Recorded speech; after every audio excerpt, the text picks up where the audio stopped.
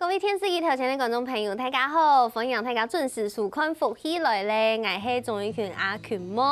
今日节目当中，要来同大家来分享嘛个喏。今日要带大家去新竹聊，新竹嘛个好聊的，大家可能会想到讲，有一条古迹啊，可能有一条老街啊，可能有一条好色的阿萨下来喏。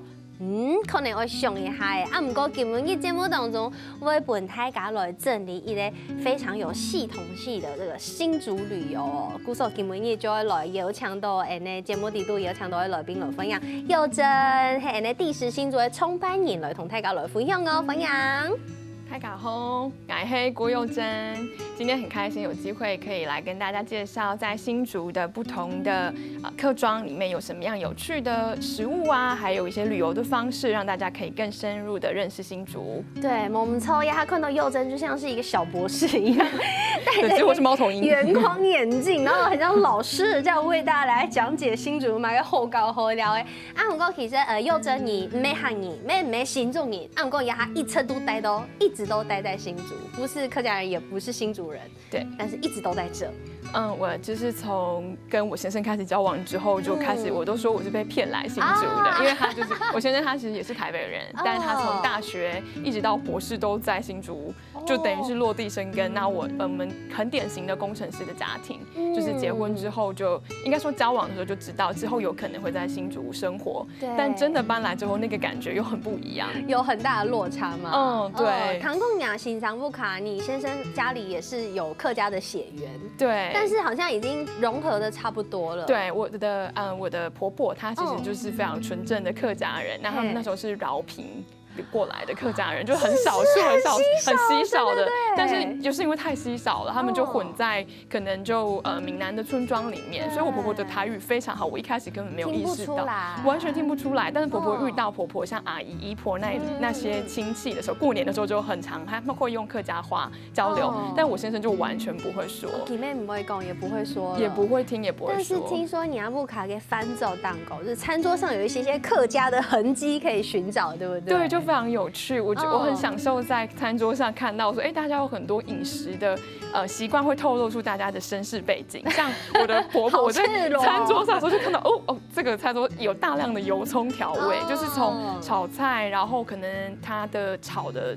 面啊、饭啊什么的，然后还有很特别，就是我搬去新竹之后非常享受的事情是早餐店，大家去吃早餐的可能就吃蛋饼吃什么，但是客家的早餐的决胜点在于酱料，就是会有很大盆酱油、辣椒，还有切了非常大量的韭菜，然后大家早餐就吃那一个亮点，然后每家的酱料都独特，都不一样。你说韭菜是单独放一盆吗？不是，它就是一大盆黑黑的，然后酱油切了很多很细碎的韭菜，而且要很嫩，不能太老，然后还要有辣椒，然后每家可酱油跟辣椒跟韭菜的比例都不一样。我跟你说苗栗的，我们苗栗阿布卡跟嘎雄就会一大盆给挑油底，包括切蒜呢，就是蒜的叶子，对，有的也会有蒜叶。对，然后我就是一看就苗栗的，对，就不一样，会有一些线索。然后我就有一次就发现，我婆婆的餐桌上也 always 会有这一盆，然后我才发现说，这个就是客家的线索，没错。不过我知道，我觉得其实有时候好像是不是客家民族，或者是你不是这个民族的人，你反而更能够发现这个民族的特点，因为有场时我们好像有点习以为常了。因为对你们来讲可能就是日常，但是对我来说是很反常。就像我去看，比如说我第一次就是不是我的日常，然后我去竹东的菜市场，对，我第一次去竹东的那个全北应该是北部最大的客家的市场的集市的时候，我就想说哇，这里面的东西，因为我是很爱逛菜市场，我是在菜市场旁边长大的小孩，但是台南的菜市场跟客家人菜市场跟你们的日常完全跟我习惯的很不同，卖的东西比如说像水晶饺啊，然后那些板类啊，然后调味跟蔬菜的种类，就对我来讲就是一个刘姥姥进大观园，就是哇，这好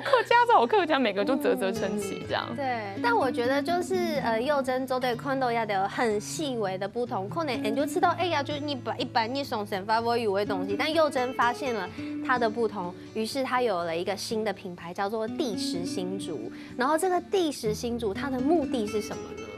第10新竹其实这个品牌一听就知道，这个里面的人应该都很爱吃。有 T 奶有这个人文，然后也有食物，有这类东西，就是想要透过其实最简单的初衷，其实就是想要用食物跟旅游这样很轻松，然后很简单的方式，让大家去认识一个地方，所以是地方的食物。那因为我们在新竹，所以就第10新竹这样。那这个名称的来源，除了好吃好玩之外，就是轻松的方法，像旅游食物这个就是，其实就像我们刚才提到的，我用一个非客家族群，但是是第三者的观点，看到了很多我认为很不平凡的事情。那这些不平凡的事情，怎么用旅游的方式让大家去认识，就很有趣。然后其实这个就跟牵涉到为什么我们很想要作为起点是饮食作为认识地方的起点，原因是因为我们在思考说，为什么要建立地方的认同？这个事情我觉得这跟我是台南人有关联。哦，怎么说？对，因为我就是台南人，我不知道大家生活里面有没有遇过台南人，就是台南人的很常会觉得很甜的食物，对，很甜的食物，对。然后还有就是很常会觉得，我们台南就是很棒，什么东西都很好吃，然后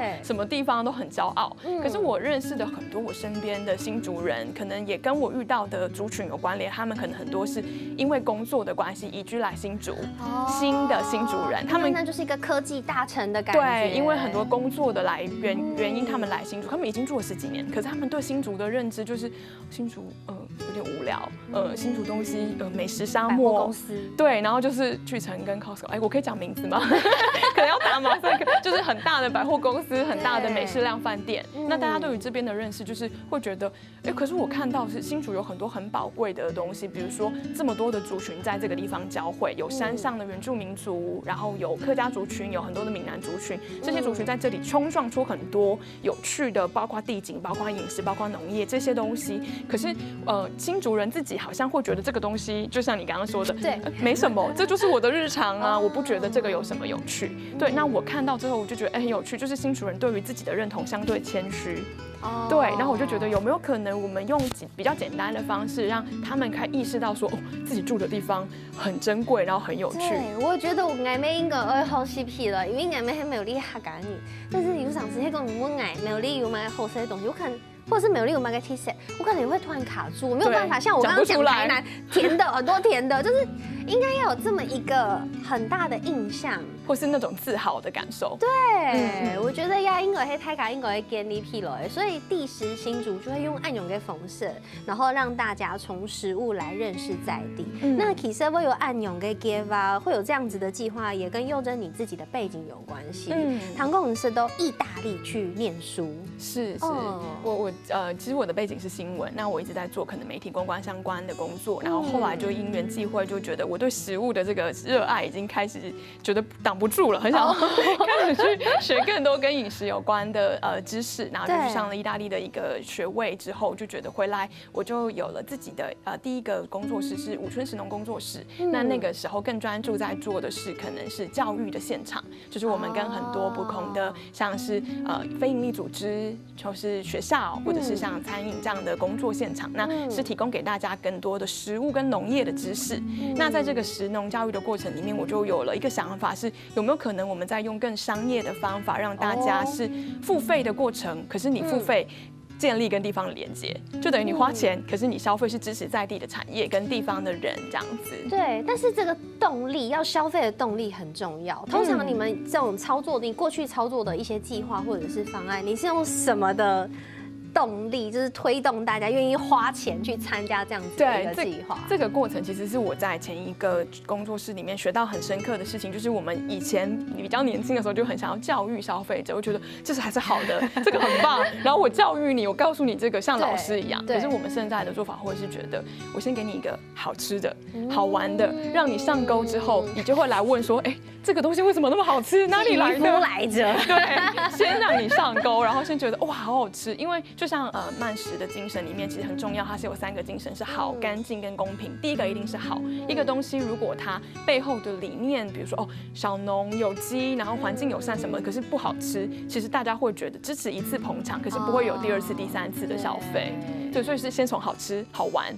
娱乐性够高，大家就会愿意来，然后后面才去讲其他的。对，那我们来举个例子好了，亚哈经营黑这个第10新竹的这样子的一个品牌了，那也有经营一些就是这样子的配套的一些提案，是不是跟大家来分享一下？以新竹在地，是不是有一个跟铁道有关系的这个提案？哦，对，我们其实有很多个，因为新竹县其实有13个乡镇，加上新竹市也有不同的区域。那其中有几个我们很受欢迎的路线里面，刚才提到的铁路这个主题，就是很受到很多不管是公司行号还是一般的散客的欢迎。对，其实我们有蛮多公司行号的客人会来预约。那是员工旅游吗？对，就是科技公司的员工旅游啊这种，我们接蛮多，我们从10个人到1000人都可以做这样。对，那刚才提到的铁道这个路线很有趣，是因为其实大家听到新竹可能很有名的景点里面有一个叫内湾老街，内湾老街其实就是在横山乡。那横山乡它其实是一个过往有很多林业、矿业的工矿的资源，那这些资源其实有很多的需要靠铁路来运送，从山上把树木运下来，然后把工矿挖下去这样子。那这个铁道现在就变成是内湾老街很有名的一个观光的铁道资源。那大家可能去到内湾就只会想到说去逛老街，那我们花粽，对，就是你看你都讲得出这种有名的景点的食物，但是可能背后那些林业啊、历史什么，大家就不一定会知道。所以我们就故意带大家说，我们不要只去老街，我们从源头开始搭铁路。可是看历史很无聊哎。对，所以我们就要让大家很有趣，就是每一个点就是要为什么要搭配解谜的游戏，就是所以还有搭配游戏。对，我们在这游戏的过程里面，就是不会只是大家来上课，第一点、第二点，我们是每个点有一站，然后每个站就有一个题目，让大家完成这个任务。那这个设计者是新竹有一个很耕耘非常多年的9站头文化协会，那这个协会他们设计出来的这样的解谜的游戏组，那跟第10新竹的合作，就是我们把这个解谜游戏组从你自己去玩变成是有人带着你玩，就是我们有专业的导览老师。那这个是我们跟新竹县政府合作的这个品牌叫新竹走走这个品牌，那这个专业导览老师带着你去走，这样一整天下来，所以第一站可能在竹东解完谜，你要看到解题之后，他才会告诉你下一站要去哪里玩。那中间还会穿插导览跟去吃有趣的东西，这样子。哇，我知道真的有一类人，有一个团队带着你去完成这些事情，你会觉得更有趣，因为你有一个导览，有一个大家牵着你慢慢走的这种一步一步来的感觉。古时候用暗用嘅方式，做啲喊卡诚意去了解菜题有乜嘅好食啦，好了解韓國嘅歷史啊、文化背景也對。還有當當內容，我同大家來時候先休息一下，等下再個進來。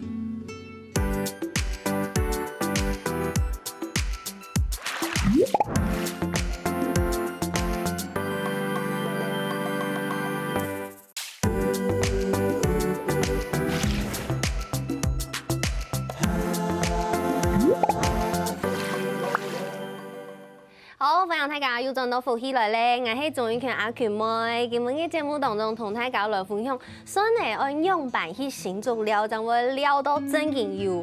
有這個文化的價值，韓國文化嘅意涵到底度。啊，今日嘅節目當中唔單聽有搶到呀第10新竹這個品牌創辦人佑真以外，還有另外一個咩嘅後生人哦，來分享復興產業文化館嘅 TC 台哦，來分享曾祥飛，分享。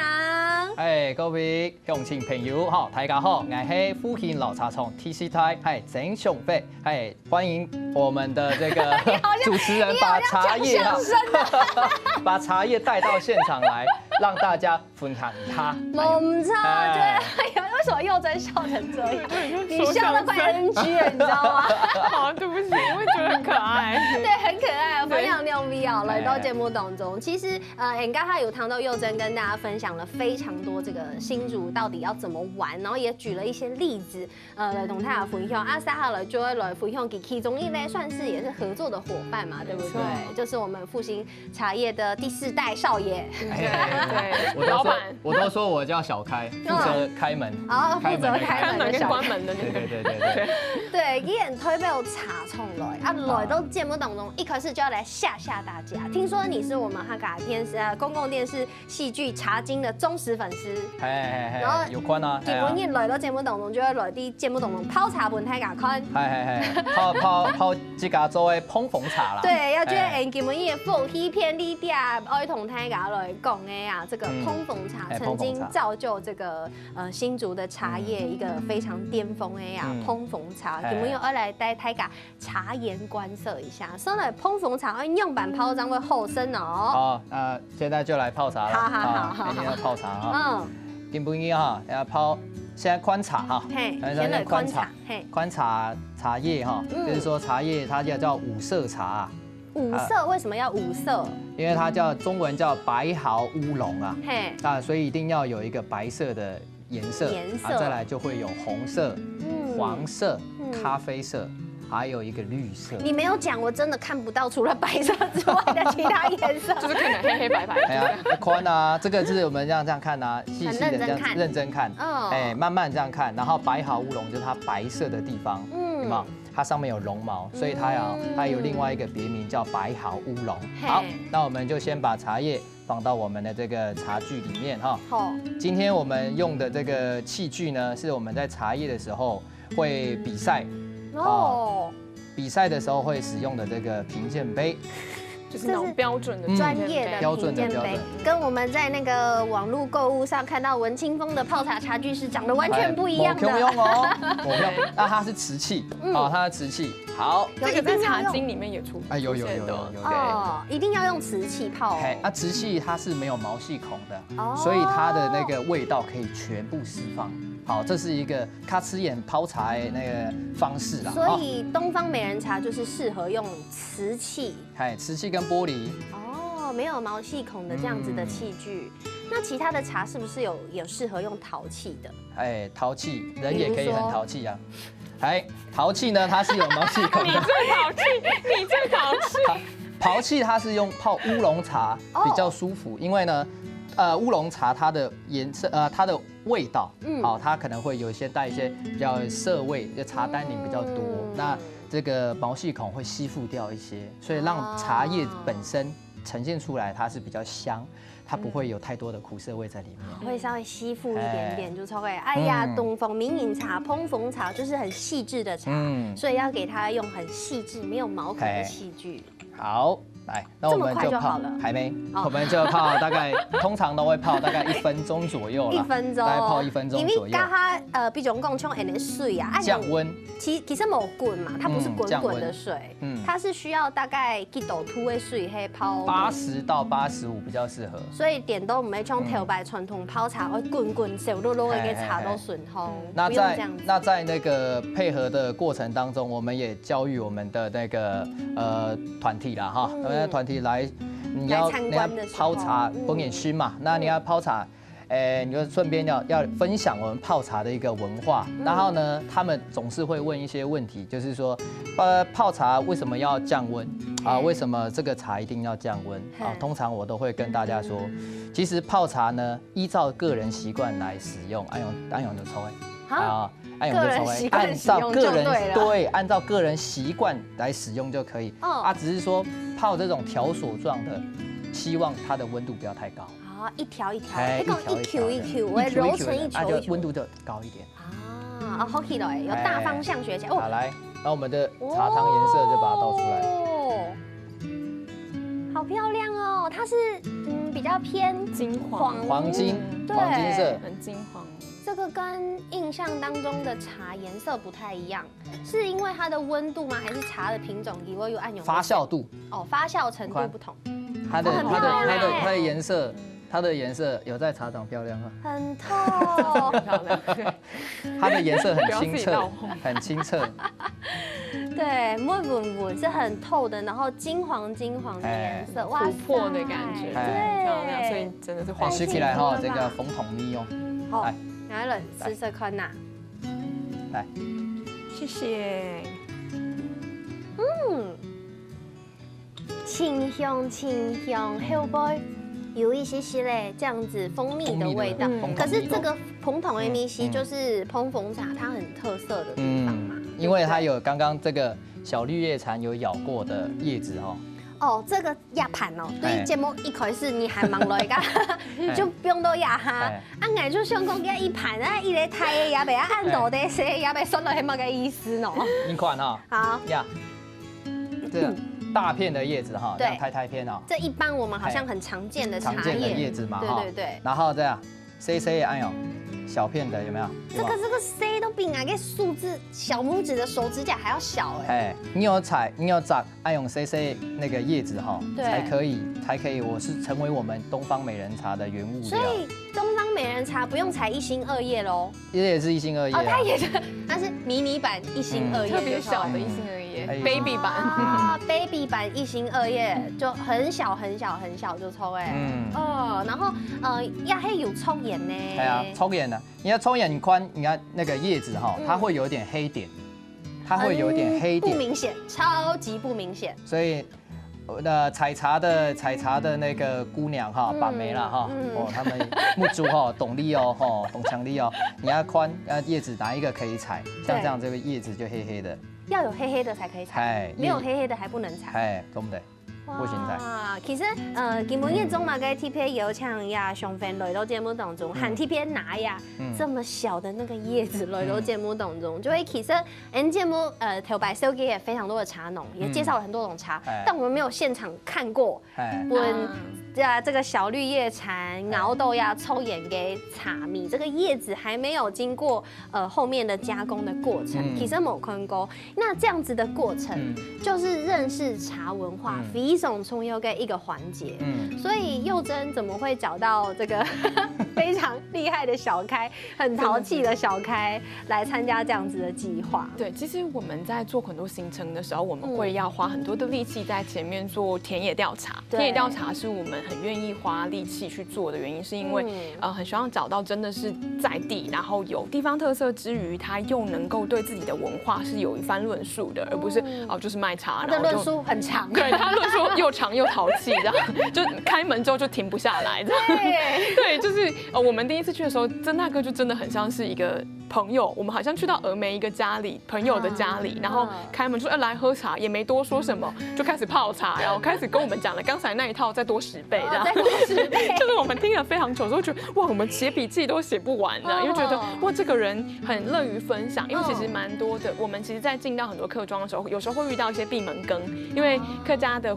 族群有時候大家會覺得說，哦，你是來了做什麼的，然後還在觀望你到底想做什麼。那曾大哥就是真的很好客。那我們聽完他的分享之後，我們也就很直接就說，哎，我們提出這樣的合作的可能性，是不是我們可以帶團？但是像剛才客人會看到，都是剛才那一套內容都是我們的客人到茶廠裡面真的都會經歷的，甚至他們會去很有趣，對，會去茶園裡面幹嘛？去找小綠葉蟬，就是那個那麼小，你看它咬的口那麼小，所以那個蟲就很小，然後客人就這邊啵，然後就找那個蟬在哪邊這樣子，對，所以這個過程客人回來就會覺得哦，他跟東方美人茶的那個 engagement 就很強，他就覺得說哦，我知道我去過，而且我在峨眉看過做茶的人在跟我介紹，我喝過五色茶是什麼，那個連接我就覺得很不同。要從頭擺，不管是看茶經啊，還是說從喝茶哦，知道這是一個客家很貴的茶，那種感覺係完全冇共用誒。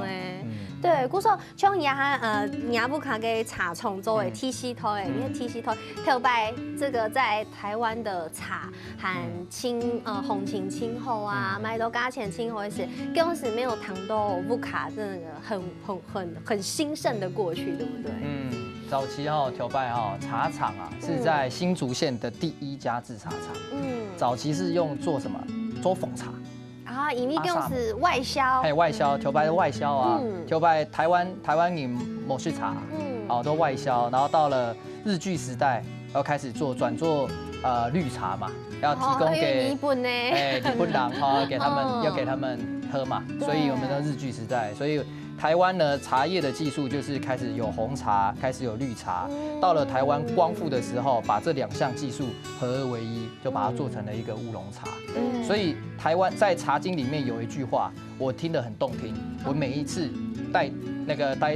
團體的時候，一定會講。裡面有一句：台灣不是世界第一，我們只做世界的唯一。哇，那起雞皮疙瘩就起來了。這句每次都會講一下，對，我還是要感動一下。謝謝你順便推播公共電視茶經細節，感謝。這一定要。然後呢，大家都會說有些人就會知道，有些人就不知道，不知道被我講他就知道了。哎，真的有客人回去找來看，真的，就因為他講的那句話。感謝，收視率一定有各位的幫忙。他可能要印證說我到底是你在亂講，該胡亂10句真9句假，真給賣碰茶金碰風，超碰風，他是碰風的。然後帶完之後有沒有？他们就会对茶叶的文化历史就有一定的一个深度的一个交流跟一个吸收。然后我们茶厂也到了1980年的时候，就是因为是传统行业，然后就慢慢没落了嘛。那没落之后呢，因为我们拥有这一段历史，所以就被新竹县政府就指定成这个历史建筑。就开始修嘛。那修了到了民国100年的时候，我们就会用一个茶叶文化馆的形式，主要就是做教育跟我们文化来去做一个推广。对，古早也8年嘅老茶厂，經過時代嘅變遷，有現身嘅世界，啊，咪有較冇嘅世界，啊，唔過親民想到伊個方式來本傳統同未來嘅創新繼續進行下去，還有當到內容一同大家來分享先，休息下，等下再個進來。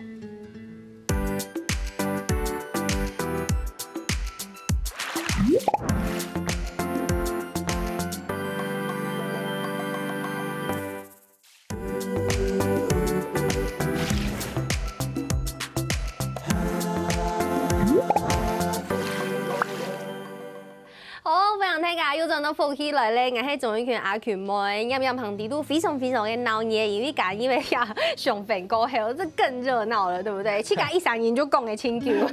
哎呀，下一場繼續講，因為剛才有講到人嘅茶廠係西台茶廠嘅，茶廠後邊又轉型之後有這個文化館的部分，然後走起文化館，你自己也有在做一些像導覽的行程，對不對？還忙同佑真合作以前，兄弟拜哈，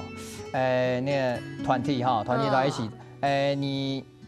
遊覽車一團40個人哈，那就導遊小姐就來跟着我走，這樣你來，你看安永這樣泡茶，他說來這免費喝茶，免費導覽，還上廁所，去上廁所很重要很重要。哦，那個搞得那種人仰馬翻哈，那個時候是最早的時候在推廣的樣子，樣貌是這樣。對。後來不斷的修正，在修正的過程當中。從一個40人的一個團體，慢慢的逐漸開始把它變成說，我們不要人多，我們說人家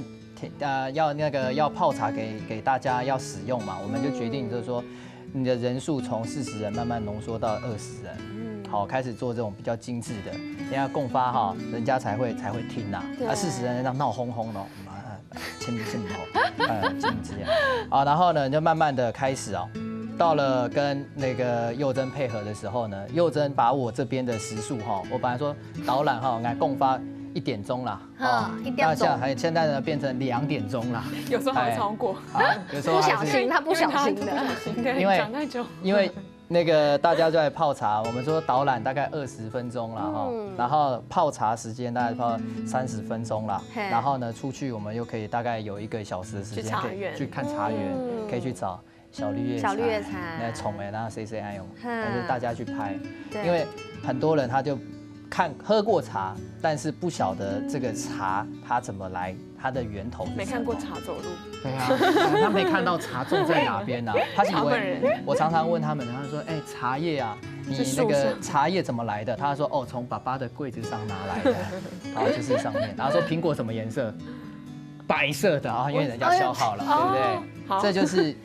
教育他們，不要說不可能哦，他以前可能會知道，怎麼那麼荒唐啊？不過其實真嘅遇到這些人，我唔了解呀，都有事情。都市裡的小孩，對，都豆吼，你要講啊，係嘛？然後就慢慢的配合到現在，所以整體的客人他們對於文化的一些深度交流回饋是越來越好。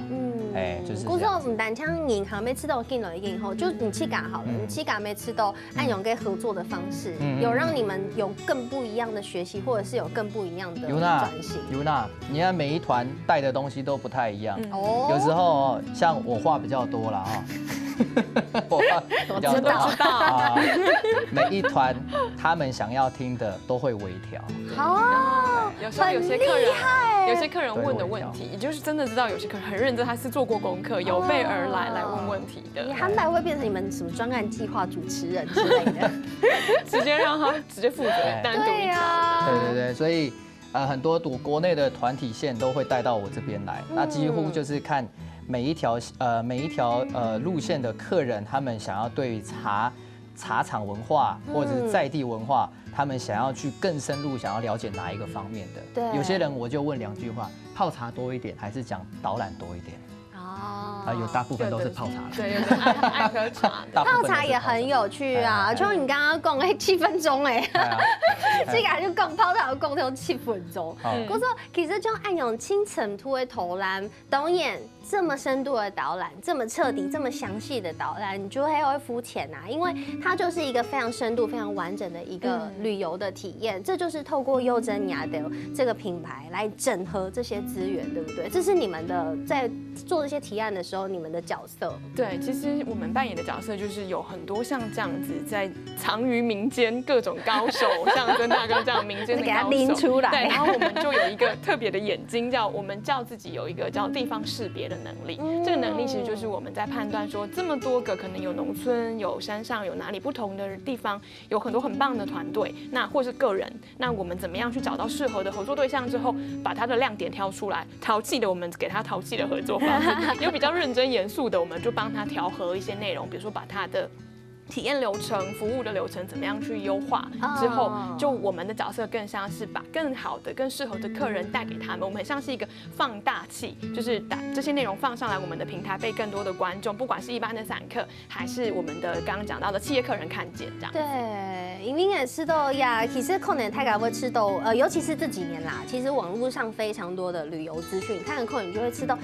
自由行也很棒啊，我也可以上网收集资料啊，但是有时候就是没有办法收集的这么完整，所以需要这样子的一个平台带大家出去玩。那我们直接来跟大家分享一下好了，游客的回馈，给他的真影罚钱掏钱出来，叫你带我出去玩。之后他们的回馈是什么？对，我们最常遇到很有趣的回馈，就是因为我们其实接了蛮多公司行号，像科学园区有很多的刚刚提到的员工旅游啊这样的方式，然后大家就早上6点星期天，然后集合，然后就一脸眼神死、生无可恋的到车站集合之后上车，然后你就看到他的眼神从慢慢的这样，然后不错哦，开始越来越觉得有趣，就是我们提供的内容从开始勾起他一点兴趣，可能是东西很好吃，可能是遇到这么淘气的人，我是第一站。对，然后如果把他第一站客人当天气氛就会很嗨，就突然喝茶有咖啡因，然后又有趣的人他就醒了，然后到真的回馈他就说我本来觉得很无聊，但回去之后他还主动跟家人分享，跟带朋友再来，甚至我们还遇过很可爱是某公司的 A 部门刚办完旅游回馈很好的时候 ，B 公司隔下周立刻来预约，对，或者 B 部门对不起，他就立刻来预约，他就觉得说口碑扩散开来，然后他真的有深入认识到地方，而且他觉得他花的每一分钱都有回馈到地方，因为我们是把钱给回到地方的团队，让他们觉得说公司花的这个预算是有意义的，对，所以这一切就是会让我们觉得包括我自己去有时候在外面课程演讲或分享的时候，真的有遇过像新竹的妈妈就说我觉得很感动，我在新竹住了10几年，我没有想过新竹可以这样子玩，我从来没有去一个巷子里面看到茶厂，去一个地方看到这么多深度的地方，他是没有想象过的，所以他就还回家带家人朋友来这样。基本因为看到我要上分雷到节目当中也唔单枪这些计划里面不只有这个想红婷婷，还有董导演不是只有他而已啊。我不能把大家都带来，人太多了这样。对，那还有哪一些厉害的达人？还有那有哪些路线来跟大家介绍一下？我们今年度大家可能在节目播出的时候就会看到，我们有一个在我们的官方网站上就有一个新竹走走的这个我们跟新竹县政府合作的品牌。那这个品牌就是专门做新竹县13个乡镇很深入的旅游的方式，像包括峨眉就会是其中一站，我们的峨眉搭配就是茶厂，对，跟宝山、峨眉是同一条线。那为什么选到宝山很有趣？大家听到宝山会想到什么？科学园区的宝山水库，然后就种晶片，然后那个水都是进到去做晶片最重要的来源。但其实宝山本身就是一个很丰富物产的农村，那甚至还有被淹没在水库下面的大旗村落。我们带大家去看到说，在科学园区来之前，这里有什么东西，人居住在这里有什么物产。那我们找到100年的木炭的炭窑，那个炭窑过往就是在支持做茶叶的，其实在做茶的过程里面也会需要用到炭的焙火，所以其实它就一条路线我们就把它串起来。然后我们也会去从琼林，接下来有其中5条路线里面有一条是琼林，琼林有一个那时候在江家开始在开垦的时候，大家都听过北埔的江阿新茶楼，但他们那时候其实路线上会有先经过琼林，那他们就在那边有拓垦，那有刘家的土地，就是跟江家租土地来做拓垦的人，那边有一个造纸寮，就是还有很古老的那种巨大的石轮还留在那边，用贵族的纤维去做纸的那个遗迹都还在，那大家会体验到自己做纸的可能性，对，就很有趣，就有的吃，可能你吃到贵竹笋，然后还会拿到用贵竹做的纸再带回家，这样是整个一整套完整的详细的流程。当然还有懂的内容都在同大家来分享，大家都在从哪里可以看到这些资讯？对，大家可以在我们的包括第10新竹还有岛内散步的官方网站，还有粉丝专页都可以看得到，然后还有新竹县政府也会有观光的那个宣传的平台都会看得到。没错，哇，我觉得好精彩哦！那当然因为啊路线非常的丰富，那当然因为今日嘅两位来宾非常的高，掌声鼓励！谢谢我们的小红跟佑真来到节目当中来同大家分享。故说啊，香港有上位来咧成都嘅旅行分享大家来亲呀第10新竹的品牌哦。希望两位被什么电视机条件观众朋友嘅收看休息一下来做运动哦。节目好看无啊？好看福喜來嘅電視機頭前嘅觀眾朋友，記得攞影片分享出去，還個到福喜來嘅面書網站，還個訂閱客家電視台嘅 YouTube 頻道，還個啊，影片啊，記得分享出去哦。